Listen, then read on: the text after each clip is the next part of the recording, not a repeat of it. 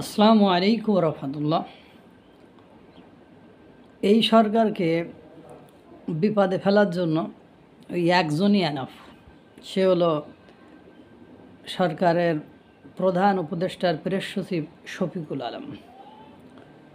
বাংলাদেশে 5ই আগস্টের পরে যেসব মব কালচার, মব সংস্কৃতি, মব ভায়োলেন্স, মব সহিংসতা চলেছে, তার পেছনে যে এই সরকারের ইন্ধন, এই সরকার যে সেখানে নীরব ছিল, তাদেরকে সেই কর্মকাণ্ডে বাধাগ্রস্ত করে নিয়ে শফিকুল আলম, প্রেস সচিব শফিকুল আলমের বক্তব্যে সেটা অনেকটাই পরিষ্কার হয়ে গেল।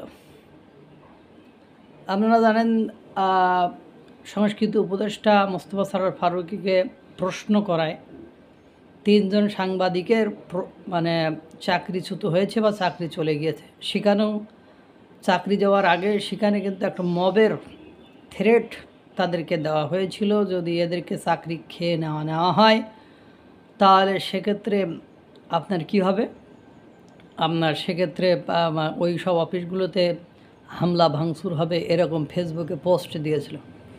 এবং আপনারা জানেন, সংস্কৃতি উপদেষ্টা মোস্তফা সরোয়ার ফারুকী উপদেষ্টা হওয়ার পরে ওনার যে ডিপার্টমেন্ট, ওনার যে যেমন শিল্পকলা একাডেমি সহ বিভিন্ন বইমেলার অঙ্গন সহ বিভিন্ন স্থানে আপনারা দেখেছেন কিভাবে তৌহিদি জনতার নামে মব ভায়োলেন্স সৃষ্টি হয়েছে। আপনারা জানেন 5ই ফেব্রুয়ারি আপনার বঙ্গবন্ধু শেখ মুজিবুর রহমানের কীভাবে বাড়ি ভাঙা হয়েছিল। তখন প্রেস সচিব শফিকুল আলম কবি নীরবের মতো ছিলেন, তিনি কিছু বলেননি বা তিনি তখন প্রেস ব্রিফিংয়ের প্রয়োজন বোধ মনে করেননি। ঘটনা ঘটার পরে তারা পরবর্তীতে বলেছে, তার বিষয়টা এরকম হয়েছে, জুতা মেরি গরুদান, আগে এক জুতা দিয়ে পিটায় তারপরে গরুদান। কিন্তু কথা হলো, প্রেস সচিব শফিকুল আলম সহ আমি সকলকে বলবো যে যতদিন ক্ষমতায় থাকবেন ততদিন আপনারা আপনাদের এই কর্মকাণ্ডের ফল কিছু বুঝতে পারবেন না। ভাববেন যে কেউ কিছু বলে না, তো আমরা যা বলি তাই right right right, yes sir, no sir, very good sir বলে। কিন্তু এই yes sir, no sir, very good sir এর ফল, এর যে ভবিষ্যৎ যে ফল, সেটা ভোগ করা অনেক কঠিন হয়ে যাবে। এবং স্পেসিফিকভাবে এই প্রেস সচিব শফিকুল আলম তিনি একজন সাংবাদিক ছিলেন, আন্তর্জাতিক পত্রিকার সাংবাদিক ছিলেন। ইনার মাধ্যমেই বাংলাদেশের গণমাধ্যম কর্মীরা সবচেয়ে বেশি ভায়োলেন্সের শিকার হচ্ছে, সবচেয়ে বেশি অপদস্থ হচ্ছে, সবচেয়ে বেশি আপনার নির্যাতনের শিকার হচ্ছে। তিনি শেষ পর্যন্ত সাংবাদিকদেরকে দমন করতে এরকমও প্রস্তাব দিয়েছে যে জাতিসংঘের কাছে যাওয়া হবে এই সাংবাদিকরা কী ভূমিকা পালন করেছিল সেটা জানার জন্য, সেটা বলার জন্য, সেটা বোঝার জন্য। তাই বোঝেন যে ইনার অভিসন্ধি কী।